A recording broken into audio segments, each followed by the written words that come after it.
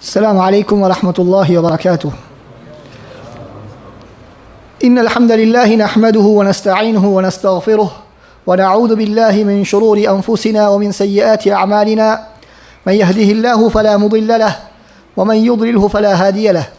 وأشهد أن لا إله إلا الله وحده لا شريك له وأشهد أن محمدا عبده ورسوله. أشهد أنه بلغ الرسالة وأدى الأمانة ونصح الأمة فكشف الله به الغمة. اللهم جزه عنا خير ما جزيت نبيا عن أمته ورسولا عن دعوته ورسالته. اللهم صل وسلم وزد وبارك عليه وعلى آله وأصحابه ومن اهتدى بهديه وقتفى آثره إلى يوم الدين. أما بعد.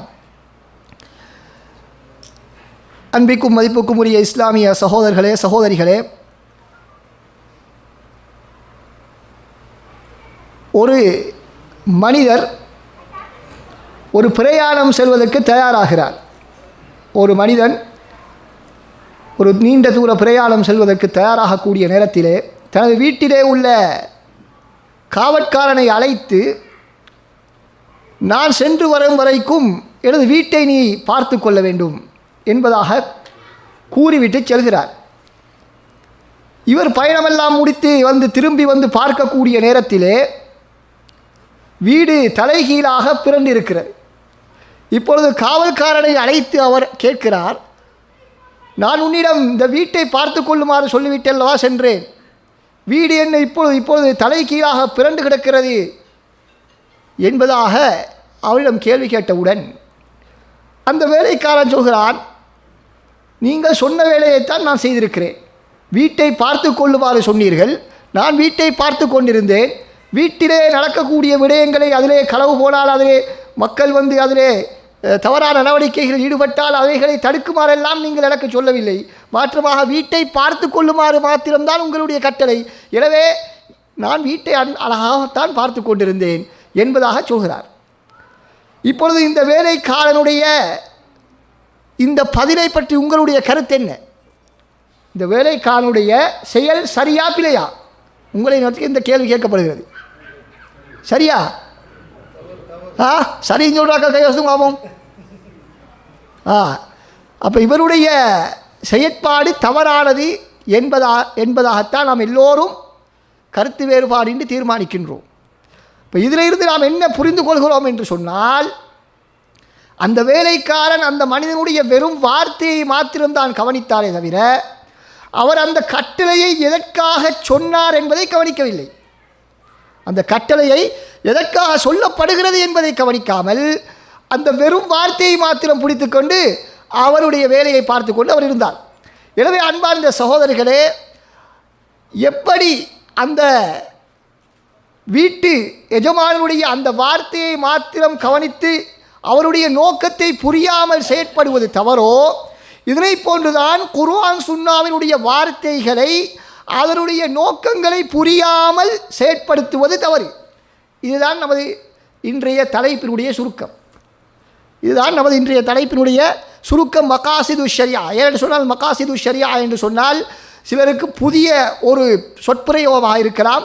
குறிப்பாக இந்தியாவைச் சேர்ந்த சகோதரர்களுக்கு, ஏனென்றால் இலங்கையிலே அது அதிகமாக பிரயோகத்தில் இருக்கிறது. மக்காசித் என்று அதிகமான பிரயோகம் இலங்கையிலே காணப்படுகிறது. இந்தியாவை பொறுத்தவரையில் சிலருக்கு அது புதிதாக இருக்கலாம். எனவே அது பெரிதாக ஒரு சூனியம் ஒன்றும் கிடையாது. மாற்றமாக மகாசிது ஷரியா என்று சொன்னால் இஸ்லாத்தினுடைய அல்லாஹ் சுப்ஹானஹு வ தஆலா குர்ஆன் சுன்னாவிலே நமக்கு இடக்கூடிய கட்டளைகள், ஏவல்கள், விலக்கல்கள், இவைகளுக்கு பின்னால் அல்லாஹ் சுப்ஹானஹு வ தஆலா எதிர்பார்க்கக்கூடிய எதிர்பார்ப்புகள் இருக்கிறதே, நோக்கங்கள் இருக்கிறதே, விளைவுகள் இருக்கிறதே, இவைகளுக்குத்தான் சுருக்கமாக மகாசிது ஷரியா என்று சொல்வோம். அதாவது அல்லாஹ்வின் உரிமையையும் அடியார்களின் ஈருலக நலன்களையும் கருத்தில் கொண்டதுதான் இந்த ஷரியாவின் இலக்குகள் என்ற பாடத்தினுடைய சுருக்கம். இது மிக நீண்ட ஒரு பாடம். பல்கலைக்கழகங்களிலே ஒரு துறையாக, ஒரு தனிப்பாடமாக கற்பிக்கப்படக்கூடிய ஒரு பாடம். அவைகளை முழுமையாக இங்கே நாம் விளங்கப்படுத்துவது நமது நோக்கமல்ல. நமது தலைப்பிலே நாம் கூறியிருப்பது போன்று பிழையாக புரியப்பட்ட ஷரியாவினுடைய இலக்குகள் என்பதுதான் நமது தலைப்பு. அதாவது இன்று இந்த பிரயோகத்தை, இஸ்லாத்திலே உள்ள இந்த பிரயோகத்தை தவறான முறையிலே பயன்படுத்தி இஸ்லாத்தை குழி தோண்டி புதைப்பதற்காக இன்று பயன்படுத்தப்பட்டு கொண்டிருக்கிறது. இஸ்லாத்தினை காலாகாலம் எல்லா அறிஞர்களாலும் சஹாபாக்களாலும் நபி ஸல்லல்லாஹு அலைஹி வஸல்லம் காலம் முதல் பயன்படுத்தப்பட்டு வந்த செயற்பாட்டிலே இருந்து வந்த சட்டதிட்டங்களை இன்று உலக நடைமுறைக்கு ஒத்து வரவில்லை என்ற காரணத்திற்காக வேண்டி அவைகளை எல்லாம் மறுக்கக்கூடிய ஒரு சூழ்நிலை தோன்றியிருக்கிறது. ஆனால் அவைகளெல்லாம் குர்ஆன் ஹதீஸிலே வந்தவைகள் பிழை. எனவே இந்த காலத்தில் உள்ள சட்டங்களைத்தான் நாம் எடுத்து நடக்க வேண்டும் என்று சொன்னால் மக்கள் அவருடைய பேச்சை கேட்க மாட்டார்கள். மாற்றமாக இஸ்லாத்தினுடைய போர்வையை அதற்கு போற்ற வேண்டும் என்பதற்காக வேண்டி எடுக்கப்பட்ட ஒரு ஆயுதம்தான் இந்த மக்காசிது ஷரியா என்பது. ஏனென்று சொன்னால் இந்த மக்காசிது ஷரியா என்று சொன்னால் நேரடியான குர்ஆன் வசனங்களை எல்லாம் காட்ட வேண்டிய அவசியம் கிடையாது. ஹதீஸ் வசனத்தை எல்லாம் காட்ட வேண்டிய அவசியம் கிடையாது. மாற்றமாக என்ன சொல்வார்கள்? குர்ஆன் வசனத்தினுடைய உயிரோட்டம் என்பார்கள். என்ன சொல்வார்கள்?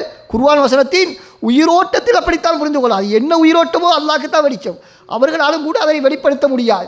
ஏன்னா குர்ஆன் ஹதீஸினுடைய உயிரோட்டத்தின் அடிப்படையில் புரிந்து கொள்ள வேண்டும் என்று கூறி கூறி இஸ்லாத்திலே எல்லோரும் ஏற்றுக்கொண்ட சட்டங்களை எல்லாம் வறுத்துக்கொண்டு அல்லது அதற்கு மாற்று வியாக்கியாங்கள் கொடுத்து கொண்டு செல்வார்கள். எனவே அன்பார்ந்த சகோதரர்களே, எனவே இந்த மக்காசிது ஷரியா என்று யாராவது சொன்னால் மக்காசிதின் அடிப்படையில் குர்ஆன் ஹதீஸை புரிய வேண்டும், இந்த சட்டத்தை மக்காசிதின் அடிப்படையில் புரிய வேண்டும் என்று சொன்னால் அது என்ன மக்காசிது என்று சொன்னால் புதிதாக ஒன்றும் தோன்றியது கிடையாது. நபி அவருடைய காலத்திலே இருந்து இந்த காலம் வரைக்கும் உள்ள ஒரு விடயம்தான். ஆனால் என்ன வித்தியாசம் என்று சொன்னால் இன்று அது ஒரு தனிக்கலையாக பிரிக்கப்பட்டு கூடுதல் முக்கியத்துவம் கொடுக்கப்பட்டிருக்கிறது. அப்படி இல்லை என்று சொன்னால் சஹாபாக்களுக்கு இந்த மக்காசித் தெரியாமலா இருந்தார்கள்? இந்த ஷரியாவுடைய நோக்கங்கள் தெரியாமல் இருந்தார்களா? அல்லது அதற்கு பின்னால் வந்து சட்டம் வகுத்த இமாம்கள் அறிஞர்கள் இதனை புரியாமல் இருந்தார்களா? இல்லை சகோதரர்களே, மாற்றமாக எல்லோரும் அதனை புரிந்துதான் வைத்திருந்தார்கள். ஆனால் நமக்கு தெரியும் இஸ்லாமிய வரலாற்றிலே ஒவ்வொரு கலையும் உருவாகுவதற்கு முன்னால் அது வெறும் செயல் வடிவத்திலே இருக்கும். அதற்கு பின்னால் எழுத்து வடிவத்திலே நூல் வடிவத்திலே வரும். அதற்கு பின்னால் ஒரு தனி கலையாக ஒரு பரிணாமம் எடுக்கும் என்பதுதான் இஸ்லாமிய வரலாற்றை நாம் பார்க்கக்கூடிய நேரத்திலே புரியக்கூடிய ஒரு விடயம். எனவே அந்த அடிப்படையில் தான் என்னென்ன சட்டங்கள் எல்லாம் இஸ்லாத்திலே இதுவரைக்கும் நாம் ஏற்றுக்கொண்டிருக்கிறோமோ குர்ஆன் ஹதீஸின் அடிப்படையிலே இவைகள் அனைத்தும் இந்த ஷரியாவினுடைய இலக்குகள்.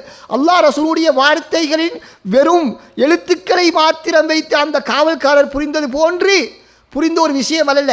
மாற்றமாக அந்த குர்ஆன் சுன்னா எதை சொல்ல வருகிறது என்பதை நுணுக்கமாக ஆராய்ந்து அறிஞர்களால் எடுக்கப்பட்ட தீர்மானங்களைத்தான் நாம் பின்பற்றிக் கொண்டிருக்கிறோம்.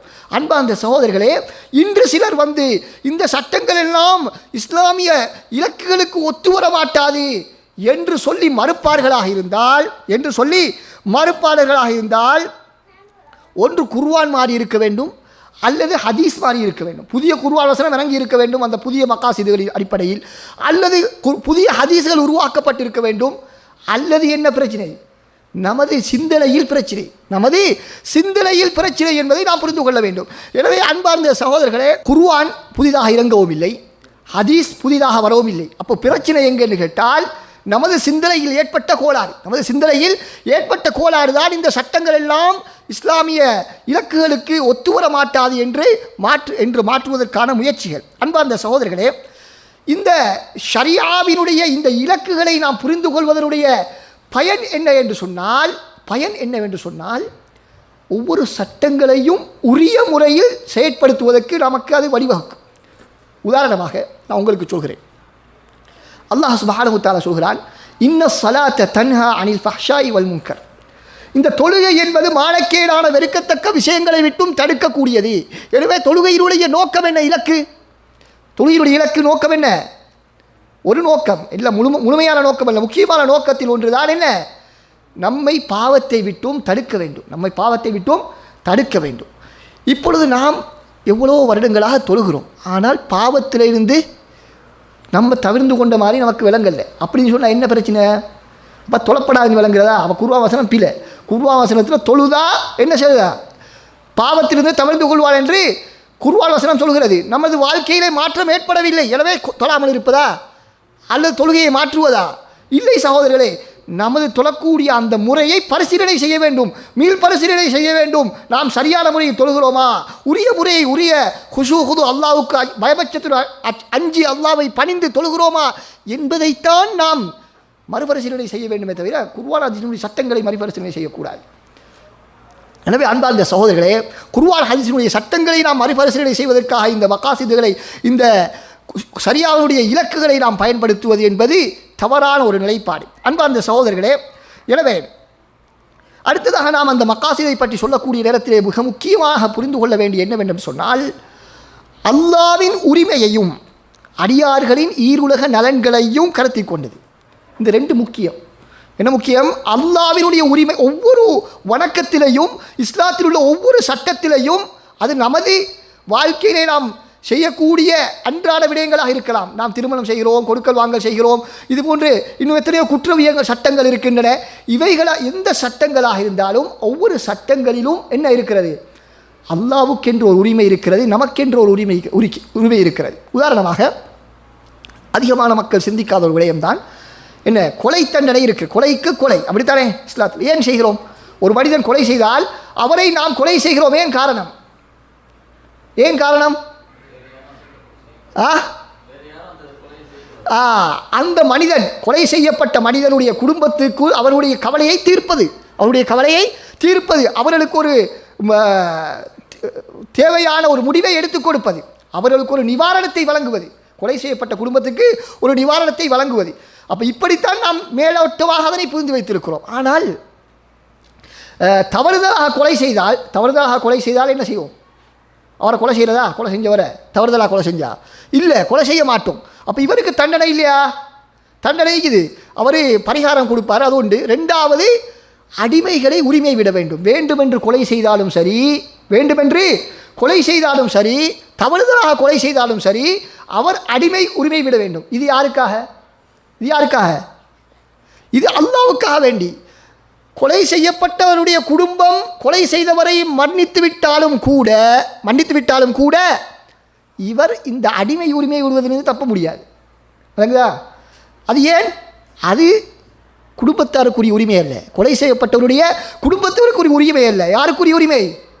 அல்லாஹ்வுக்குரிய உரிமையை இவர் செய்துதான் ஆக வேண்டும். எனவே ஒவ்வொரு வணக்க வழிபாட்டிலும், ஒவ்வொரு சட்டத்திட்டங்களிலும் என்னென்ன சட்டங்கள் இருக்கிறதோ, அல்லாஹ் ஒரு தடையை விதித்தாலும் கூட, ஒரு கட்டளையை இட்டாலும் கூட, இவைகளில் நமக்கு சில நலன்களை அல்லாஹ் சுப்ஹானஹு வ தஆலா வைத்திருப்பதை போன்று அல்லாஹ்வுடைய ஒரு உரிமை இருக்கிறது. எனவே சகோதரர்களே, எந்த சட்டத்தையும் நமது நலனை மாத்திரம் கருத்தில் கொண்டு மாற்ற முடியாது. நமது அடியார்களின், உலகத்தில் இருக்கக்கூடிய அடியார்களின் நலனை மாத்திரம் கொண்டு மாற்றுவதற்கு யாருக்கும் அங்கீகாரம் இல்லை. ஏன்? அல்லாஹ்வுடைய உரிமையும் அதனோடு சம்பந்தப்பட்டிருக்கிறது என்பதை நாம் தெளிவாக புரிந்து கொள்ள வேண்டும். அன்பார்ந்த சகோதரர்களே, அடுத்ததாக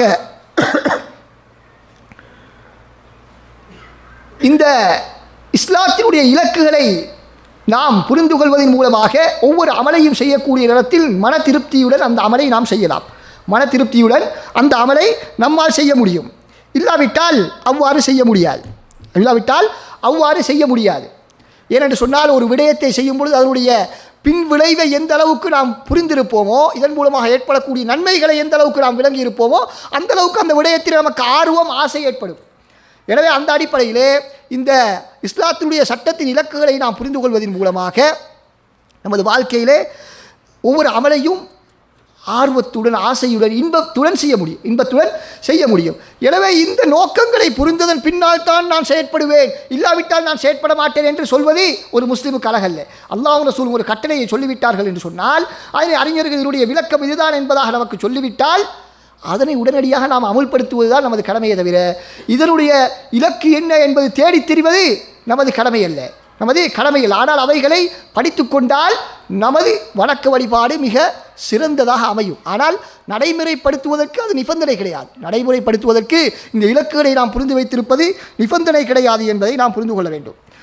ஆனால் இன்றைய நமது தலைப்புக்குள் வருவோம், அதாவது தவறாக புரியப்பட்டது. அப்போ இந்த இவ்வளவு அழகான இஸ்லாமிய வரலாற்றிலே உள்ள இந்த இஸ்லாத்தின் இலக்குகள், ஷரியாவின் இலக்குகள் என்பதை இன்று தவறாக புரிந்திருக்கிறார்கள். எப்படி தவறாக புரிந்திருக்கிறார்கள்? முக்கியமாக இன்று அவர்கள் விடக்கூடிய தவறு என்னவென்று சொன்னால்,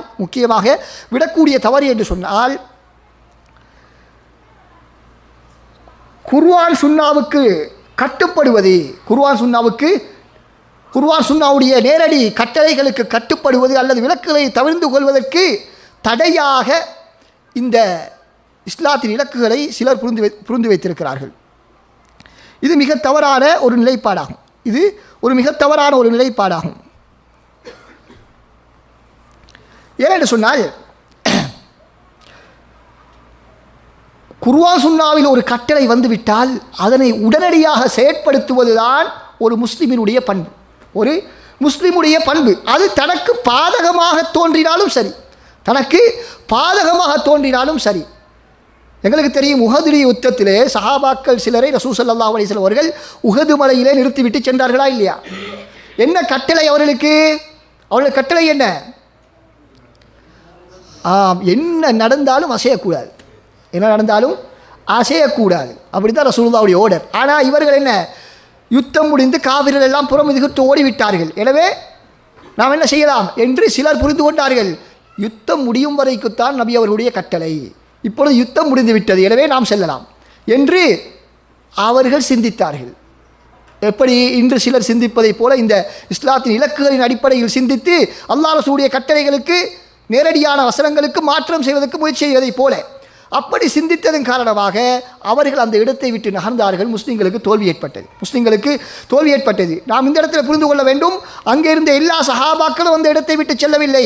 அந்த இடத்துக்கு பொறுப்பாக ரசூலுல்லாஹ் நியமித்திருந்த அந்த சஹாபி அந்த மக்களை எவ்வளவோ தடுத்தார். ரசூலுல்லாஹ்வுடைய கட்டளை மறு கட்டளை வரும் வரைக்கும் நம்மை இங்கிருந்து நகரக்கூடாது என்பதுதான் நபியுடைய கட்டளை, அது என்ன நடந்தாலும் பிரச்சனை இல்லை என்பதுதான் அல்லாஹ்வுடைய ரசூலுடைய கட்டளை என்பதாக சொல்லியும் கேட்காமல் சிலர் சென்று விட்டார்கள்.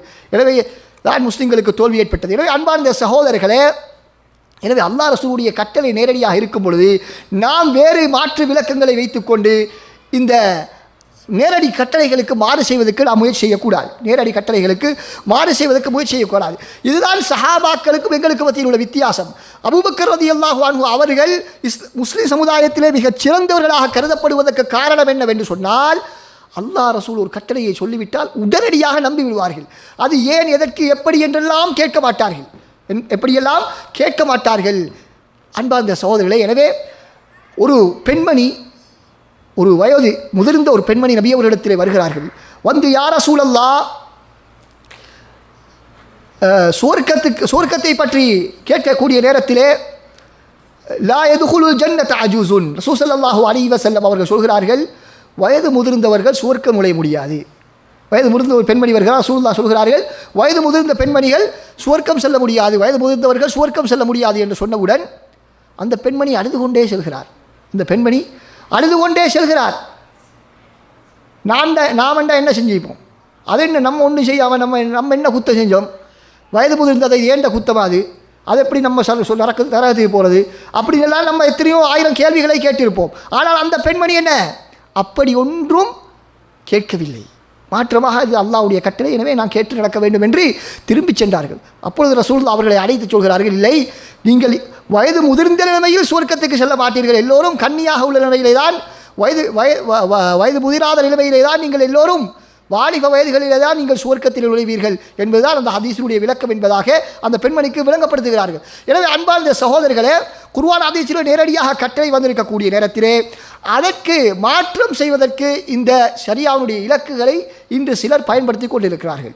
அல்லாஹ் சுப்ஹானஹு வ தஆலா ஹதீஸிலே திட்ட தெளிவாக நபி அவர்கள் சொல்கிறார்கள், மதம் மாறியவனை கொல்ல வேண்டும் என்று தெளிவாக சொல்லியிருக்க, இவர்கள் சொல்கிறார்கள் என்ன, இல்லை, இஸ்லாத்தின இலக்குகளின் ஒரு பெரிய இலக்கு தான் மத சுதந்திரம், எனவே அந்த மத சுதந்திரத்துக்கு மாத்திரமாக அந்த ஹதீஸ் மாற்றமாக வந்திருக்கிறது, எனவே இந்த ஹதீஸை எடுக்க முடியாது, இந்த ஹதீஸுக்கு இப்படித்தான் விளக்கம் கொடுக்க வேண்டும் என்று எத்தனையோ கதைகளை சொல்லிக்கொண்டு செல்வார்கள். எனவே அன்பார்ந்த சகோதரர்களே, இப்படியான நடவடிக்கைகள், நடைமுறைகள் மிக தவறானது என்பதை நாம் புரிந்து கொள்ள வேண்டும்.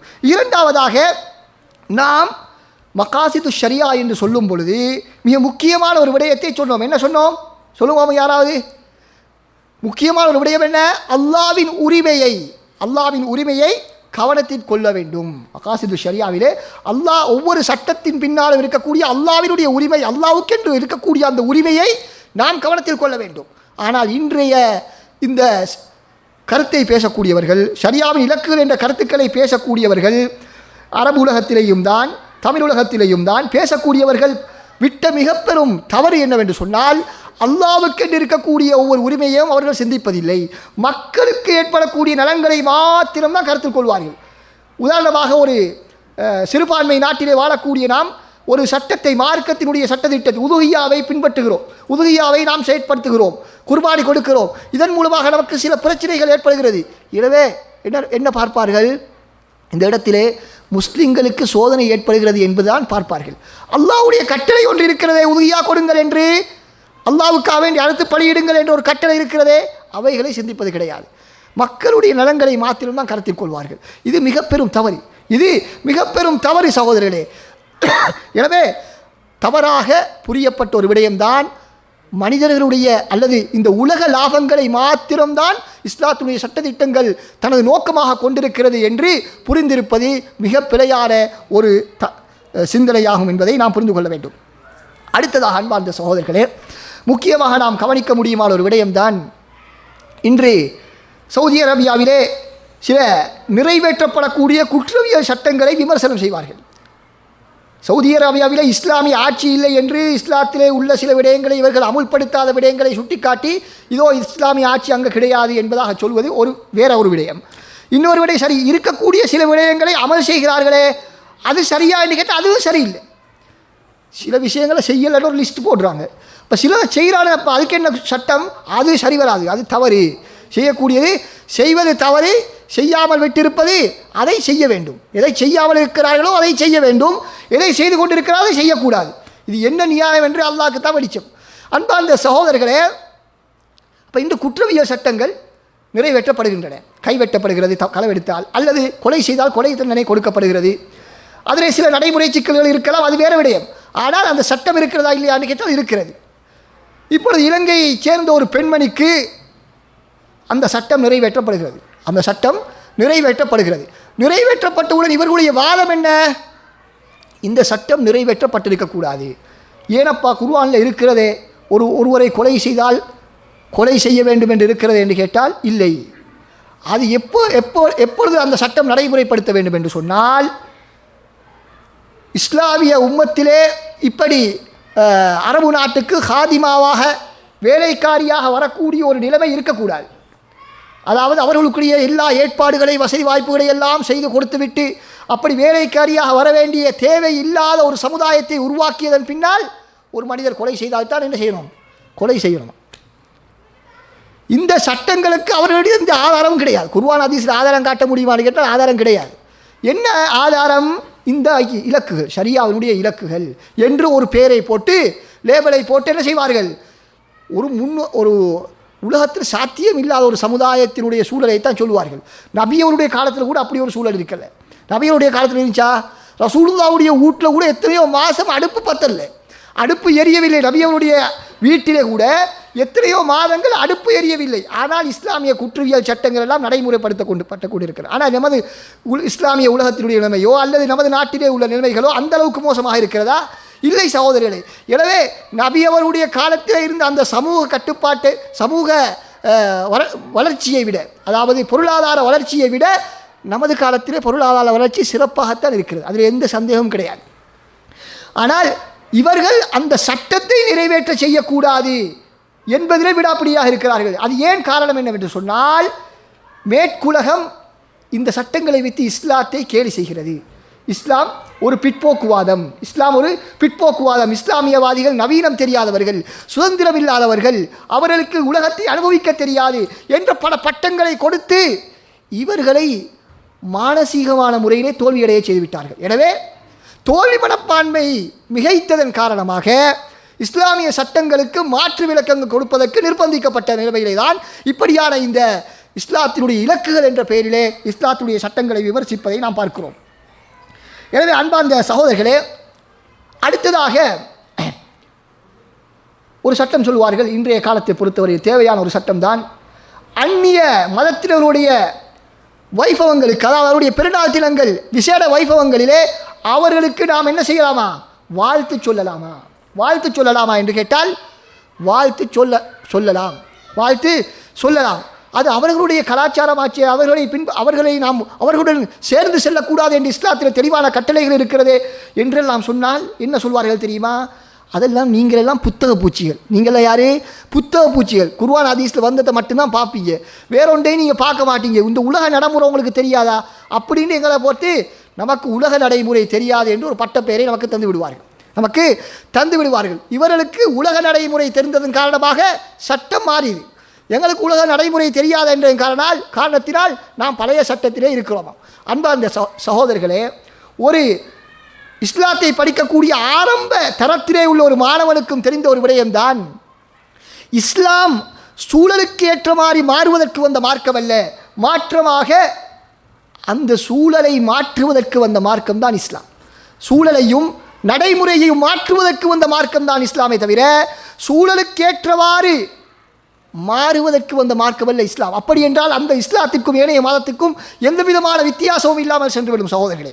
எனவே நடைமுறைக்கேற்றவாறு நாம் மாறுவது அது நமது தோல்வி மனப்பான்மைக்குரிய ஒரு அடையாளம். மாற்றமாக ஒவ்வொரு சூழலுக்கும் ஒவ்வொரு பிரச்சனைகளுக்கும் இஸ்லாம் சட்டங்களை தன்னகத்தை வைத்திருக்கிறது. அதுதான் இஸ்லாத்துடைய சிறப்பம்சம். என்ன ஒரு புதிய ஒரு சித்தாந்தம் வந்தாலும் அந்த சித்தாந்தம் தவறா பிழையா என்று தீர்மானிக்கக்கூடிய ஆற்றல் இஸ்லாத்துக்கு இருக்கிறதே தவிர அந்த சூழலுக்கு ஏற்றமாறு மாறி மாறி செல்வதல்ல இஸ்லாம்.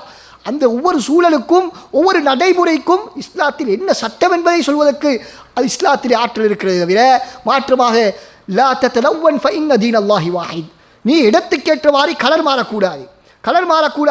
மாற்றமாக அல்லாஹ்வுடைய தீன் ஒன்றுதான் என்பதை நாம் தெளிவாக புரிந்து கொள்ள வேண்டும். அடுத்ததாக அன்பார்ந்த சகோதரர்களே, இந்த இஸ்லாத்துடைய இலக்குகள் பற்றி பேசக்கூடிய இவர்களை பற்றி நான் குறிப்பிடக்கூடிய நேரத்திலே மகாசிதியூன்கள் என்பதாக குறிப்பிடுவோம்.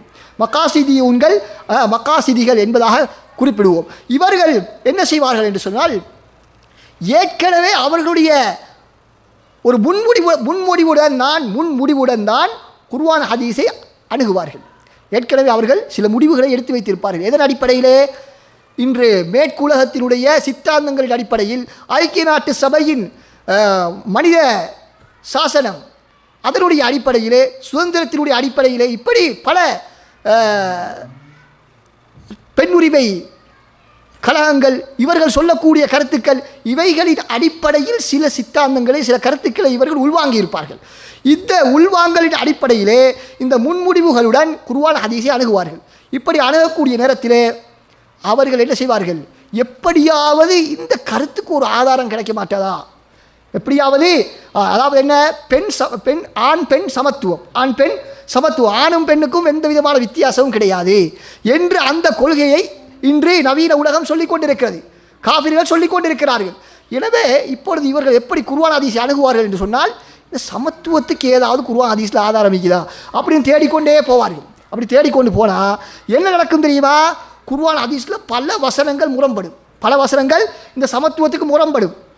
அப்படி போகும்பொழுது திடீர்னு ஒரு வசனம் அம்புடும், அதை பிடித்துக் கொள்வார்கள். திடீர்னு ஒரு வசனம், எங்கோ தூர ஒரு கருத்தை வழங்கக்கூடிய வசனம் அவர்களுக்கு கிடைக்கும், அதனை பிடித்துக் கொள்வார். உதாரணத்துக்கு அண்மையில் இலங்கையில் நடந்த ஒரு உரையிலே சொல்லப்பட்ட ஒரு விடயம். இலங்கையில் மிக பிரபல்யமான ஒரு அறிஞர் அவர் என்ன சொல்கிறார் என்று சொன்னால், ஆணும் பெண்ணும் சமன் என்பதுதான் இன்றைய நவீன உலகத்தினுடைய கோட்பாடு. இதில் நமக்கு மாற்று கருத்திலே இருக்க முடியாது என்று அவர் சொல்லிவிட்டு சொல்கிறார், குர்ஆன் ஹதீஸை நாம் எடுத்து பார்த்தால் பல இடங்களில் ஆண் பெண்ணுக்கு வித்தியாசமான சட்டங்கள் சொல்லப்படுகிறது. அதிலே குறிப்பாக இரண்டு பெண்கள் ஒரு ஆணுக்கு சமன், சாட்சி சொல்வதிலே இரண்டு பெண்கள் ஒரு ஆணுக்கு சமன். எனவே ரசூலுல்லாஹ் அதை பற்றி சொல்லும்போது அவர்கள் புத்தியிலே குறைந்தவர்கள், அறிவிலே குறைந்தவர்கள், எனவேதான் அவர்கள் ஒரு ஆணுடைய அவருடைய இரண்டு பேருடைய சாட்சி ஒரு ஆணுடைய சாட்சிக்கு சமன் என்பதாக ரசூலுல்லாஹ் சொல்கிறார்கள். அதே நேரத்தில் ரிஜாலு கவ்வாமூன அலன் நிசா, ஆண்கள் தான் பெண்களை நிர்வகிக்கக்கூடியவர்கள் என்று அல்லாஹ் சுப்ஹானஹு வ தஆலா சொல்லியிருக்கிறான். பெண்களுக்கு அவர்கள் நினைத்தவாறு திருமணம் முடிக்க முடியாது, ஆண் வழி இல்லாமல் திருமணம் முடிக்க முடியாது, ஆண் பாதுகாப்பு இல்லாமல், இப்படி மஹரம் இல்லாமல் வெளியே செல்ல முடியாது, அவர்களுக்கு உயர் பதவிகளை அரசாங்க பதவிகளை அவர்களால் வகிக்க முடியாது என்றெல்லாம் தெளிவான குர்ஆன் ஹதீஸ் வசனங்கள் திட்ட தெளிவாக இருக்கின்றன. இவைகளையெல்லாம் அவர் வைத்துவிட்டு என்ன சொல்கிறார்? அவர் சொல்கிறார், இந்த கருத்தை தான், ஆணும் பெண்ணும் சமனில்லை என்ற கருத்தை தான் உலகத்திலே ஆரம்பத்திலிருந்து இன்று வரைக்கும் உள்ள அறிஞர்கள் இந்த வசனங்களுக்கு விளக்கம் சொல்லியிருக்கிறார்கள் என்று அவரே சொல்கிறார். நான் சொல்லலை, ஒருத்தர் கூட மாற்று கருத்தை சொல்லலைன்னு அவர் சொல்கிறார். சொல்லிட்டு சொல்கிறாரு, ஆனாலும் சரி வராது என்ன. ஆனாலும் அதை ஏற்றுக்கொள்ள முடியாது. ஏனப்பா ஏற்றுக்கொள்ள முடியாது? குர்ஆனில் ஒரு வசனம் இங்குதான். எங்கே இது? பஅதுக்கும் மின் பஅத், உங்களில் சிலர் சிலரிலிருந்து உருவாகியவர்கள். எத்தனை வசனம் இப்போ குர்ஆன் ஹதீஸில் இருந்து நாங்கள் சொன்னோம், எத்தனை ஹதீஸ் சொன்னோம். இது ஒன்றும் சரி வராது. எது சரி வருமாம்? இந்த வசனம், நீங்கள் சிலர் சிலரிலிருந்து உருவாகியவர்கள் என்பது என்ன கோட்பாட்டை காட்டுகிறதாம்? யாருமே கற்பனை செஞ்சிக்க மாட்டீங்க. என்ன கோட்பாடு? சமத்துவம். இதில் என்ன சமத்துவம் இருக்குது? ஒரு சமத்துவம் இல்லை. ஆனாலும் அவர்களுக்கு அப்படி தேவை, அதனால் அதில் இருந்து உருவாக்குகிறார்கள். ஆனால் அதில் இருந்து அவர்கள் உருவாக்குகிறார்கள். எனவே அன்பார்ந்த சகோதரி, எனவே காரணம் என்ன? ஏன் இப்படியான தூரமான ஒரு வசனத்தை கொண்டு வந்து இல்லாத கருத்தை அதற்கு கொடுத்து பல வசனங்களையும் முழு உலகத்தினுடைய அறிஞருடைய கருத்துக்களையும் விமர்சனம் செய்வதற்கு காரணம் என்னவென்றால், ஏற்கனவே ஒரு முன்முடிவுடன் குர்ஆன் ஹதீஸை அணுகுவது. இது மிக பாரதூரமான வழிகேட்டிலே நம்மை கொண்டு போய் சேர்த்துவிடும். எனவே அன்பார்ந்த சகோதரர்களே, எனவேதான் அறிஞர்கள் சொல்வார்கள், சஹாபாக்களுடைய விளக்கம் தான் குர்ஆன் ஹதீஸுக்கு முற்படுத்தப்பட வேண்டும். ஏனென்று சொன்னால் அவர்களுடைய உள்ளத்திலே எந்த விதமான கலாச்சாரங்களுடைய தாக்கங்களும் கிடையாது. சஹாபாக்களுடைய உள்ளத்திலே எந்த விதமான கலாச்சாரங்களுடைய தாக்கம் அவருடைய உள்ளத்திலே இருக்கவில்லை. எனவேதான் அவர்கள் குர்ஆன் ஹதீஸை தெளிவாக எந்த விதமான பிரச்சனையும் இல்லாமல் புரிந்து கொண்டார்கள் என்பதாக அறிஞர்கள் சொல்வதற்கு காரணம் அதுதான். எனவே இது அவர்கள் இன்று மக்காசிதிகள் என்று சொல்லக்கூடியவர்கள், குர்ஆனை இலக்கின் அடிப்படையில் புரிந்து கொள்ளக்கூடியவர்கள் செய்யக்கூடிய மிக தவறான ஒரு சிந்தனை போங்கு. அடுத்ததாக அன்பார்ந்த சகோதரர்களே,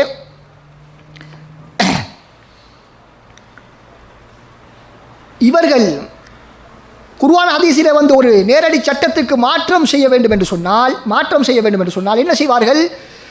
எங்கேயாவது ஒரு அறிஞர், எங்கேயாவது உலகத்திலே ஒரு மூலை முடுக்கிலேயாவது ஒரு அறிஞர் இந்த அவர்களுக்கு தேவையான கருத்தை கூறியிருக்கிறாரா என்பதை தேடுவார்கள். அப்படி கிடைத்து விட்டால், இது நாங்கள் சொன்ன கருத்து மட்டும், இதுக்கு முன்னால் ஒரு கருத்தர் சொல்லிக்கிறாரு அப்படின்னு சொல்லுவார்கள். இப்போ இதுக்கு முன்னால் தானே நீங்கள் சொன்னீங்க, எல்லாரும் சொன்னாலும் எடுக்க மாட்டீங்கன்னு. இப்போ வந்து ஒருத்தர் சொல்கிறத பிடிக்கிறீங்க. இவ்வளோ நேரம் தான் சொன்னது என்ன, எல்லாரும் சொன்னாலும் சரி வராது, இந்த காலத்துக்கு பொருத்தம் இல்லை. இப்போ என்ன, அந்த காலத்தில் எங்கோ போன ஒரு அறிஞர் சொன்னது எப்படி உங்களுக்கு சரி வந்துச்சு? எனவே அன்பார்ந்த சகோதரர்களே, இவர்களுக்கு மத்தியில் உள்ள முரண்பாடுகளை நீங்கள் கேட்டால் எங்களுக்கே தலையிடை வழிதான் கிடைக்கும், தலைவலிதான் உண்டாகும். அந்த அளவுக்கு முரண்பாடுகள். உதாரணத்துக்கு நான் சொல்கிறேன், அவர்கள் சொல்வார்கள், பெண்களையும் ஆண்களையும் பிரித்து வைக்கக்கூடாது. பெண்களையும் ஆண்களையும் என்ன செய்யக்கூடாது? பிரித்து வைக்கக்கூடாது. ஏன்னு சொன்னால் அந்நிய கலாச்சாரம் அப்படித்தான் இருக்கிறது. ஆனால் அந்நிய கலாச்சாரத்தில் இன்று மாற்றம் ஏற்பட்டிருக்கிறதெல்லாம் அதெல்லாம் பார்ப்பது கிடையாது. அன்பார்ந்த சகோதரரை சொல்லுவார்கள் பிரிக்கக்கூடாது. ஆதாரம் என்னன்னு கேட்டால், ரசூலுல்லாவுடைய காலத்திலே திரை இல்லாமல் தான் பெண்களும் ஆண்களும் தொழுதார்கள். ஆண்கள் முன்னால் தொழுவார்கள், பெண்கள் பின்னால் தொழுவார்கள். மாற்று கருத்து இல்லை. இதுதான் உங்களுடைய ஆதாரம். ஆமாம், அதுதான் அவர்களுடைய ஆதாரம். ஆண்களும் பெண்களும் எந்த அளவுக்கு சொல்கிறார்கள் என்று சொன்னால், இதெல்லாம் நான் கற்பனையில் சொல்லலை, புத்தகத்தில் எழுதியிருக்கிறார்கள், அது வீடியோவில் பதியப்பட்டிருக்கிறது. எந்த அளவுக்கு சொல்கிறார் என்று சொன்னால், ஏன் அப்படி சொல்கிறோம் என்று கேட்டால் நீங்கள் சிரிக்காமல் இருந்தால் ஆச்சரியம்தான். அவர்கள் சொல்கிறார்கள், அப்பொழுதுதான் ஒரு முஸ்லிம் வாலிபருக்கு அவருக்கு தேவையான மார்க்கத்திலே ஆர்வம் உள்ள ஒரு வாலிப பெண்ணை தேர்ந்தெடுக்க முடியுமா? எங்கே பள்ளி வாசலுக்கு வரக்கூடிய ஆக்கள் அப்போ தானே விளங்கும். விளங்கிச்சா? இப்போ திரை போட்டு மறைச்செல்லாம் வச்சா வார பொம்பளை யார் போகிற ஒன்றும் விளங்காது. அப்போ இப்படி திறந்து விட்டா தான் அது போதாதுக்கு அவங்களோட சட்டம் வேறு. என்ன சட்டம்? முகம் கூடக்கூடாது, அது இதுன்றெல்லாம் வேறு சட்டம், அது வேறு செய்தி. எனவே முகம் திறந்து கொண்டு தான் வர வேண்டும். அவர்கள் இப்படித்தான் தொழ வேண்டும். தொழுதால் என்ன அதனுடைய லாபம் என்ன? திருமணம் பேசி முடித்துக்கொள்ளலாம். திருமணம் பேசி பக்குவமான பெண்களை அடையாளம் கண்டு அவர்களுக்கு திருமணம் பேசி முடித்துக்கொள்ளலாம். அன்பார்ந்த சகோதரர்களே, இவர்கள் நமக்கு சொல்லக்கூடிய ஒரு பட்டம் தான் என்ன? நடைமுறை தெரியாதவர்கள். அப்போ இந்த கருத்தை சொல்கிறவன் நடைமுறை தெரிஞ்சவன் நான் சொல்கிறான். இது நடைமுறை தெரிஞ்ச ஒரு சின்ன பிள்ளையாவது இந்த கருத்தை சொல்லுமா? முதலாவது சிந்திச்சு பாருங்கள். காரணம் என்ன தெரியுமா சகோதரர்களே?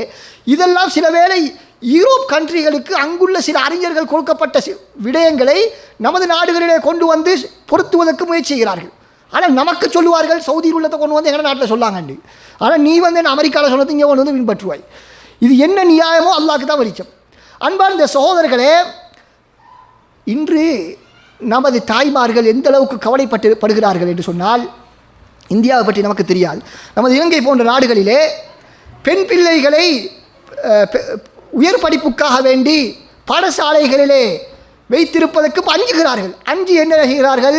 அரபு மதரசாக்களிலே, பெண்கள் மதரசாக்களிலே, இந்த உயர்கல்வி கற்றுக் கொடுக்கக்கூடிய பெண்கள் மதரசாக்களிலே கொண்டு வந்து சேர்க்கிறார்கள். காரணம் என்ன? பாடசாலையில் பயம். பாடசாலையில் என்ன? கலப்பு கல்வி, ஆண் பெண்கள் கலந்த கல்வி. எனவே அங்கு உயர் படிப்பை படிக்கக்கூடிய இடத்திலே நமது பிள்ளை வழிகட்டில் சென்று விடுமோ, காதலிலே வீழ்ந்து விடுமோ என்ற பயத்திலே பெண்கள் மதரசாவை நோக்கி கொண்டு வந்து தாய்மார்கள் சேர்த்து கொண்டு இருக்கிறார்கள். இப்போ மிஞ்சிக்கிறது பள்ளிவாசல் மட்டும்தான். அதையும் போய் நீ ஸ்கூல் மாதிரி மாற்ற சொன்னால், மிஞ்சிருக்கக்கூடிய இடம் ஒரு பக்குவமான இடம், மார்க்கத்தை கற்பதற்கு பக்குவமான ஒரு இடம் இருக்கிறது என்று சொன்னால் அது பள்ளி வாயிலும் தான், இஸ்லாமிய சென்டர்களும். இந்த இடத்திலையும் கொண்டு வந்து பாடசாலையை போலவே செய்யணும்னு சொன்னால் என்ன அர்த்தம்? அன்பார்ந்த சகோதரர்களே, அடுத்ததாக பெண்களை மகரம் இல்லாமல் நீங்கள் வெளியே செல்லக்கூடாது. ஆண் பாதுகாப்பாளர்களின் மூலமாகத்தான் பெண்கள் திருமணம் செய்ய வேண்டும், ஆண்கள் தான் பெண்களுக்கு பாதுகாப்பாளர்கள், நிர்வகிப்பவர்கள் என்றெல்லாம் இஸ்லாம் சொன்னது எதற்காக வேண்டி? பெண்களை அடக்கி வைப்பதற்காகவா அல்லது மூடி வைப்பதற்காகவா? இல்லை சகோதரர்களை, பெண்களை பாதுகாப்பதற்காக, பெண்களை பாதுகாப்பதற்காக. இந்த பாதுகாப்பை தாங்க முடியாத அந்நிய சக்திகள் தான் எப்படியாவது இந்த முஸ்லிம் பெண்களை வெளியே கொண்டு வந்து விட வேண்டும் என்பதற்காக பலவிதமான பிரச்சார யுக்திகளை கையாண்டு, பலவிதமான சாதனங்களின் மூலமாக, மீடியா யுத்தங்களின் மூலமாக முஸ்லிம் பெண்களை வெளியே கொண்டு வருவதற்கும் முயற்சி செய்து கொண்டிருக்கிறார்கள். இதற்கு நாம் உதவி செய்ய முகமாக இஸ்லாத்திலே உள்ள இந்த மகாசித் என்று சொல்லக்கூடிய ஒரு சிறந்த ஒரு பகுதியை எடுத்து, இஸ்லாத்தினுடைய உயரிய இலக்குகள் என்ற இந்த பகுதியை எடுத்து, ஷரியா மகாசிது ஷரியா என்ற பகுதியை வைத்துக்கொண்டு அவர்களுக்கு நாம் களம் அமைப்பித்து கொடுப்பது என்று சொன்னால், இஸ்லாத்தை இவர்கள் படிப்பதனுடைய அர்த்தம் என்ன என்பதுதான் புரியவில்லை. எனவே அன்பார்ந்த சகோதரர்களே, இவருடைய பிரச்சனை என்னவென்று சொன்னால் எப்படியாவது இன்று ஐக்கிய நாட்டு சபைகளில் உருவாக்கப்பட்டிருக்கக்கூடிய சித்தாந்தங்கள் இருக்கின்றனவா, அதில் மிக முக்கியமானதுதான் கொள்கை சுதந்திரம், மத சுதந்திரம், கருத்து சுதந்திரம், பெண் உரிமை, மனித உரிமைகள், இப்படி பலவிதமான சித்தாந்தங்கள் இன்று உருவாக்கப்பட்டிருக்கின்றன. இவைகளை எல்லாம் எப்படியாவது என்ன செய்ய வேண்டும் இவர்கள் முயற்சிக்கிறார்கள்? இந்த இஸ்லாத்தினுடைய இலக்குகள் என்ற இந்த லிஸ்டிலே கொண்டு வருவதற்கு முயற்சி செய்கிறார்கள். என்ன செய்கிறார்கள்? இஸ்லாத்தினுடைய இலக்குகள் என்று அறிஞர்கள் முடிவு செய்து வைத்திருக்கிறார்கள் பல விடயங்களை. அதில் முக்கியமான விடயங்கள் தான் எங்களுக்கு தெரியும். ஒரு மனிதனுடைய உயிரை பாதுகாத்தல், அவனுடைய சொத்துக்களை பாதுகாத்தல், அவனுடைய மானத்தை பாதுகாத்தல், அவனுடைய பரம்பரையை பாதுகாத்தல், இப்படி மனிதனுடைய முக்கியமான விடயங்களை அறிஞர்கள் பட்டியல்படுத்தி வைத்திருக்கிறார்கள். இவர்கள் இன்று என்ன செய்கிறார்கள்? என்னவெல்லாம் ஐக்கிய நாட்டு சபையிலே சொல்லப்படுகிறதோ அவைகளையும் இந்த சரியானுடைய இலக்குகள் என்ற பட்டியலிலே சேர்க்க பார்க்கிறார்கள். அன்பார்ந்த சகோதரர்களே, அப்படி சேர்ப்பது என்று சொன்னால் குர்ஆன் ஹதீஸிலே சொல்லப்பட்ட சட்டங்களின் அடிப்படையில் ஆய்வு செய்துதான் அந்த இலக்குகளை உருவாக்க வேண்டும். அப்படி குர்ஆன் ஹதீஸிலே இருந்திருந்தால் இதற்கு முன்னால் அறிஞர்கள் சொல்லியிருப்பார்கள், அல்லது குறைஞ்சது நீங்களாவது சொல்லிக்கலாமே. அது என்ன ஐக்கிய நாட்டு சபை சொன்னதுக்கு பிறகுதான் அது இலக்காக மாறுறது? குர்ஆன் ஹதீஸில் உள்ள இலக்குகள் என்று சொன்னால் அது ஏற்கனவே நீங்கள் குர்ஆன் ஹதீஸை படிக்கும் பொழுது, இந்த மகாசிது ஷரியாவை பற்றி பேசும் பொழுது நீங்கள் அதனை பேசியிருக்க வேண்டும். பேசாமல் இருந்து விட்டு எப்பொழுது இந்த ஐக்கிய நாட்டு சபை சட்டங்களை பாஸ் பண்ணுகிறதோ அதற்கு பின்னால் உங்களுக்கும் என்ன அந்த வகை வந்து விடுகிறது. அன்பார்ந்த சகோதரர்களே, எனவே இவர்கள் என்ன செய்வார்கள்? இஸ்லாத்தை புனர் நிர்மாணம் செய்ய வேண்டும், மகாசிதுகளை புனர் நிர்மாணம் செய்ய வேண்டும், குர்ஆன் ஹதீஸை இலக்குகளின் அடிப்படையில் புரிந்து கொள்ள வேண்டும் என்று உயிரோட்டத்திலே தான் நாம் அணுக வேண்டும். அதனுடைய வெளிரங்கத்தை நாம் பார்க்கக்கூடாது என்றெல்லாம் சொல்லிக்கொண்டு செய்யக்கூடிய வேலை என்ன? இந்த அந்நிய சக்திகளுக்கு இஸ்லாத்திற்குள் கையடிப்பதற்கு அவர்கள் வழிகளை திறந்து கொடுக்கிறார்கள் என்பதுதான் இவர்கள் செய்யக்கூடிய வேலை. எனவே அன்பார்ந்த சகோதரர்களே, இவர்கள் மற்றவர்களுக்கு என்ன செய்வார்கள்? பட்டங்களை கொடுப்பார்கள். என்ன? வாக்கியவாதிகள் என்று சொல்வார்கள், தூரநோக்கற்றவர்கள் என்று சொல்வார்கள், நடைமுறையற்றவர்கள் என்று சொல்வார்கள். இப்படி பலவிதமான பட்டங்களை மற்றவர்களுக்கு கொடுத்துவிட்டு அவர்கள் தம்மை தூய்மையாக்கிக் கொள்வார்கள். இஸ்லாத்தினுடைய சட்டங்களை எல்லாம் பின்பற்றாமல் இருப்பதற்கு ஏதாவது ஒரு நியாயங்களை சொல்லிக் கொள்வார்கள். பின்பற்றக்கூடியவர்களுக்கு பட்டங்களை கொடுத்து அவர்களை மடைகளாக ஆக்குவதற்கு இவர்கள் முயற்சி செய்து கொண்டிருக்கிறார்கள். எனவே நாம் தெளிவாக சொல்லக்கூடிய செய்தி என்னவென்று சொன்னால், குர்ஆன் ஹதீஸிலே ஷரியாவின் உயர் இலக்குகள் அல்லது ஷரியாவின் இலக்குகள் என்ற ஒரு பாடம் இருக்கிறது, ஒரு பெரும் பரப்பொன்று இருக்கிறது. அறிஞர்கள் அதனை அடிப்படையாக வைத்துதான் குர்ஆன் ஹதீஸை அணுகி நமக்கு சட்டங்களை எல்லாம் இயற்றி தந்திருக்கிறார்கள். எனவே இன்று நீங்கள் புதிதாக சில இலக்குகளை உருவாக்கி கொண்டு அந்த சட்டங்களுக்கு மாற்றமாக பேசுவது என்பது அது மிக பெரும் ஒரு தவறு. நீங்கள் சொல்லக்கூடிய இந்த பாடத்திட்டம் இருக்கிறதே, மகாசிது ஷரியா என்று சொல்லக்கூடியது, இஸ்லாத்தின் இலக்குகள் என்று சொல்லக்கூடிய இந்த விளக்கம் இருக்கிறது அல்லவா, அதனை நாம் மறுக்கவில்லை. இஸ்லாத்திலே இலக்குகள் என்று இருக்கிறது. ஒவ்வொரு சட்டத்திற்கும் இஸ்லாத்திலே பொது இலக்குகள் பொதுவாக இருக்கிறது. அதே போல் ஒவ்வொரு சட்டத்துக்கும் இலக்குகள் இருக்கிறது, ஒவ்வொரு பாடப்பரப்புக்கும் இலக்குகள் இருக்கின்றன. இவைகளை எல்லாம் நாம் மறுக்கவில்லை. ஆனால் நீங்கள் இன்று சொல்கிறீர்கள் அல்லவா சில இலக்குகள் என்பதாக சொல்கிறீர்களே, இது நீங்கள் குர்ஆன் ஹதீஸிலே இருந்து பெற்ற இலக்குகள் அல்ல என்பதாக சொல்கிறோம். அதிலே குறிப்பாக மத சுதந்திரம், கட்டுப்பாடற்ற சுதந்திரம், பெண் உரிமை, பெண் சமத்துவம், இப்படி பலவிதமான மனித உரிமைகள், அதாவது ஐக்கிய நாட்டு சபைகளில் என்னென்ன வார்த்தை பிரயோகங்கள் எல்லாம் பயன்படுத்தப்படுகிறதோ அந்த வார்த்தை பிரயோகங்களை எல்லாம் வைத்துக்கொண்டு மக்களை நீங்கள் திசை திருப்புவதற்கு முயற்சி செய்கிறீர்களே, இதுதான் மிக தவறான வழிமுறை, நடைமுறை என்பதாக நாம் சொல்கிறோம். தவறான நடைமுறை என்பதாக நாம் சொல்ல வருகிறோம். எனவே அன்பார்ந்த சகோதரர்களே, அதில் பிரச்சனை என்னவென்று சொன்னால், இவர்கள் சொல்லக்கூடிய வார்த்தைகளை எல்லாம் அதிகமாக பயன்படுத்துபவர்கள் யார்? அந்நியர்கள். யார் பயன்படுத்துகிறார்கள்? இந்த சுதந்திரம், மத சுதந்திரம், கருத்து சுதந்திரம், பெண் உரிமை, மனித உரிமைகள், இந்த வேர்ட்ஸ் எல்லாம் இவைகளை தீர்மானிப்பவர்கள் யார்? இந்த மத சுதந்திரம் என்றால் என்ன என்பதை தீர்மானிப்பவர்கள். அதே போல மனித சுதந்திரம், ஹுகூகுல் இன்சான், ஹியூமன் ரைட்ஸ், மனித உரிமைகள் என்பதை தீர்மானிப்பவர்கள் யார்? சுதந்திரம் என்று சொன்னால் என்னவென்று தீர்மானிப்பவர்கள் யார்? யார்? முஸ்லிம்களா தீர்மானிக்கிறார்கள்? இல்லை சகோதரர், எங்கள் கையில் என்ன மீடியா இருக்கிறது தீர்மானிப்பதற்கு? தீர்மானிக்கும் சக்தி யாருடைய கையில் இருக்கிறது? யாருடைய கையிலே மீடியா பலமாக இருக்கிறதோ அவர்களுடைய கையிலே தான் இந்த வார்த்தைகளுடைய கருத்துக்களை தீர்மானிக்கும் அதிகாரம் இருக்கிறது. நாம் சொல்லலாம் அப்படி அதிகாரத்தை நாம் அவர்களுக்கு கொடுக்கவில்லை என்று. இல்லை, நாம் சொன்னாலும் சொல்லாவிட்டாலும் அவருடைய கையிலே தான் இருக்கிறது. எனவே நாம் தெரிந்தோ தெரியாமலோ இந்த கருத்துக்களை சொல்லக்கூடியவர்கள், நாம் தெரிந்தோ தெரியாமலோ இஸ்லாத்தை அழிக்க வேண்டும் என்று இவர்கள் வந்திருக்கிறார்கள் என்று நான் சொல்லவில்லை. நமது முஸ்லீம் சமுதாயத்திலே இந்த கருத்துக்களுக்கு மாற்று கருத்துக்கள் சொல்லுபவர்கள், சட்டத்திட்டங்களை மறுபரிசீலனை செய்ய வேண்டும் என்று சொல்பவர்கள் இஸ்லாத்தை அழிக்க வந்திருக்கிறார்கள் என்று நான் சொல்லவில்லை. அவர்கள் அல்லாஹ்வுக்கு இஹ்லாஸ் உடையவர்களாக இருக்கலாம், நம்மை விட இஸ்லாத்திலே பற்றுள்ளவர்களாகவும் சில வேளை இருக்கலாம். நாம் தான் அல்லாஹ்வுக்கு நெருக்கமானவர்கள் என்றோ அவர்களை விட இஸ்லாத்திலே பற்றுள்ளவர்கள் என்றோ சொல்லவில்லை. மாற்றமாக குர்ஆன் ஹதீஸை அணுகுவதற்கென்று அறிஞர்களால் வகுக்கப்பட்ட, சஹாபாக்களால் காட்டப்பட்ட, நபியவர்களால் காட்டப்பட்ட ஒரு முறை இருக்கிறது.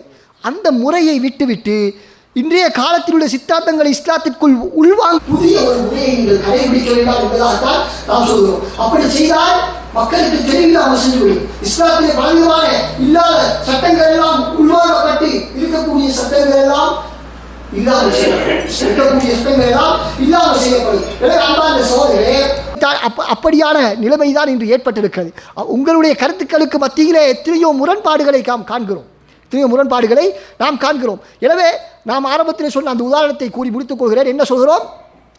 அதாவது அவர்கள் சொல்கிறார்கள் ஆண்கள் பெண்களை எல்லாம் கலந்து விட வேண்டும், ஏனென்றால் ரசூலுல்லாஹ்வுடைய காலத்திலே திரையில்லாமல் தான் ஆண்களும் பெண்களும் தொழுதார்கள் என்று சொன்னார்கள் அல்லவா?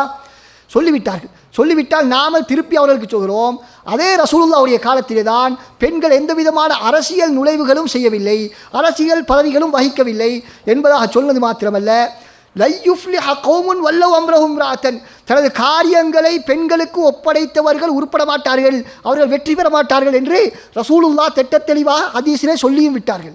அப்போ இதுக்கு என்ன உங்களோட பதில்? என்ன பதில்? அது அந்த காலத்துக்கு மட்டுமுள்ள சட்டம். இப்போ தான் கொஞ்சத்துக்கு முன்னே என்ன சொன்னேன், ரசூலுல்லாஹ் காலத்தில் திரை இல்லாமல் தொழுது, அதனால் நாங்கள் இன்றைக்கு அப்படித்தான் செய்வோம். இப்போ மாற்றி நாங்கள் சொன்னால் என்ன, ரசூலுல்லாஹ் காலத்தில் யாரும் பதவி வகிக்கல, இப்படித்தான் ரசூலுல்லாஹ் சொல்லியிருக்காரு, அது அந்த காலத்துக்கு மட்டுமுள்ள சட்டம். அது என்ன இந்த சாட்சி சொல்வது? அல்லாஹ் தஆலா தெளிவாக குர்ஆனில் சொல்கிறான். தெளிவாக எந்த அளவுக்கு என்று சொன்னால் அவருடைய முரண்பாடுகளை பாருங்கள். சில சட்டங்களை சொன்னால் சொல்வார்கள் இது குர்ஆனில் இல்லை, ஹதீஸில் இது, எனவே நாங்கள் எடுக்க மாட்டோம்வார்கள். சரி, குர்ஆனில் உள்ளதை சொன்னால் என்ன, அது அந்த காலத்துக்கு மட்டும் உள்ளதை சொல்வார்கள். அப்போ என்னத்தை குர்ஆன் ஹதீஸ் என்ன விளப்பம் இல்லை. குர்ஆன் ஹதீஸை எதற்காகத்தான் அல்லாஹ் தஆலா அருளி இருக்கிறார் என்று. அப்போ இதில் என்ன பிரச்சனை என்று சொன்னால், அன்பார்ந்த சகோதரர்களே, முக்கியமாக கடைசியாக ஒரு பாயிண்டை மாத்திரம் சொல்லி முடித்துக் கொள்கிறேன். அதாவது மிக பாரதூரமான ஒரு விடயம் என்னவென்று சொன்னால், அந்நியர்கள், குறிப்பாக ஓரியன்டலிஸ்ட்னு சொல்லுவோம், கிழக்கத்தேவாதிகள், அதாவது மேற்குலகத்தில் உள்ள அறிஞர்கள், சில அறிஞர்கள், அவருடைய அறிஞர்கள், அந்நிய அறிஞர்கள் இஸ்லாத்தை படித்து இஸ்லாத்துக்கு அவர்கள் விளக்கம் கொடுப்பார்கள். விளங்குதா? இஸ்லாத்துக்கு முஸ்லீம் அறிஞர்கள் கொடுக்கக்கூடிய ஒரு விளக்கம் ஒன்று இருக்கிறது, அந்நியவர்கள் இஸ்லாத்தை படித்து கொடுக்கக்கூடிய ஒரு விளக்கம் ஒன்று இருக்கிறது. அந்த அடிப்படை தான் இன்று இஸ்லாத்திலே உள்ள சில அறிஞர்களால் பயன்படுத்தப்படுகிறது. அவர்கள் செய்த முக்கியமான ஒரு விடயம் என்னவென்று சொன்னால், அந்நியவர்கள் செய்த முக்கியமான ஒரு விடயம் என்னவென்று சொன்னால், அவர்களுடைய புனித வேதம் இருக்கிறது, பைபிள் இருக்கிறது, அவைகளை அவர்கள் ஆய்வு செய்தார்கள். எப்படி ஆய்வு செய்தார்கள் தெரியுமா? இது வஹி, அது இதுன்னு ஒன்றும் பேசப்படாது. அல்லாஹ் அருளினான், மூசாக்கு கொடுத்தான், ஈசாக்கு கொடுத்தான், அந்த கதையெல்லாம் விடுங்க, எல்லாத்தையும் விட்டு போட்டு ஒரு மனிதன் ஒரு நூல் எழுதினால் அதை எப்படி நாம் ஆய்வு செய்வோம்? ஒரு மனிதன் நூல் எழுதினால் அதை நாம் எப்படி ஆய்வு செய்வோம்? அப்படித்தான் இந்த பைபிளை நாம் ஆய்வு செய்ய வேண்டும் என்று அவர்கள் கூறி அதோடு மாத்திரம் முடிக்கவில்லை. அதே தியரியை கொண்டு வந்து குர்ஆனில் அவர்கள் என்ன செய்தார்கள்? அப்ளை பண்ணினார்கள். அதே தியரியை குர்ஆனிலும் ஹதீஸ் கிரந்தங்களிலும் அவர்கள் அப்ளை பண்ணினார்கள். அப்ளை பண்ணின விளைவுதான் இஸ்லாத்தை இப்படி இல்லாதவைகளை உள்ளே கொண்டு வந்து உள்ளவைகளை எல்லாம் வெளியே போட்டார்கள். இப்போ அந்த நாடுகளிலே, யூனிவர்சிட்டிகளிலே நமது முஸ்லீம் அறிஞர்கள் கல்வி கற்றுக் கொடுக்கிறார்கள். அங்கு அவர்களுடைய வழிகாட்டலின் கீழ்தான் இவர்கள் ஆய்வுகளை சமர்ப்பிக்கிறார்கள். எனவே அதன் மூலமாக ஏற்பட்ட பாதிப்பினுடைய விளைவுதான் இந்த விளைவுகள். தான் இந்த விளைவுகள். அதாவது குர்ஆன் அவர்களுடைய கருத்து என்னவென்று சொன்னால், அந்த அந்நியர்களுடைய கருத்து என்னவென்று சொன்னால், அந்த ஓரியன்டலிஸ்ட் அவருடைய கருத்து என்னவென்றால், ஒவ்வொரு வார்த்தையும் அந்த காலத்துக்கு ஏற்பதான் இருக்கும். அந்த காலத்துக்குள்ள மக்களுக்குத்தான் அது செல்லுபடியாகும். அந்த காலத்தில் உள்ள மக்களுடைய சிந்தனை கேட்பதால் அந்த வசனங்கள் உருவாக்கப்பட்டிருக்கும், வஹி அருளப்பட்டிருக்கும் என்பதாக அவர்கள் சொல்வார்கள். ஆனால் இந்த காலத்துக்கு அது பொருந்த மாட்டாது என்பதாக அவர்கள் சொல்வார்கள். எனவே அன்பார்ந்த சகோதரர்களே, இந்த வரலாற்றுடன் முற்று பெற்றுவிடும். ஒவ்வொரு வார்த்தைகளும், குர்ஆன் ஹதீஸுடைய வார்த்தைகள், ரசூலுல்லாஹ்வுடைய வார்த்தைகள் வரலாற்றுக்கு கட்டுப்பட்டது, கால வரையறைக்குட்பட்டது, எல்லா காலத்திலும் எல்லா இடங்களுக்கும் பொருத்தமற்றது என்ற ஒரு சித்தாந்தத்தின் அடிப்படையில் தான் இது போன்ற குர்ஆன் ஹதீஸை திறந்த வாசிப்பு, அதாவது குர்ஆன் ஹதீஸை திறந்த வாசிப்பு என்ற பெயரில் அறிமுகப்படுத்தினார்கள். திறந்த வாசிப்புன்னா என்ன? ஒரு வசனத்துக்கு ஒரு கருத்து கிடையாது. நீங்கள் வாசிக்க கூட ஒரு மாதிரி புரியலாம், நான் வாசிக்கும்பொழுது ஒரு மாதிரி புரியலாம், இவர் வாசிக்கும்பொழுது இன்னொரு மாதிரி புரியலாம். அதுதான் திறந்த வாசிப்புன்றது.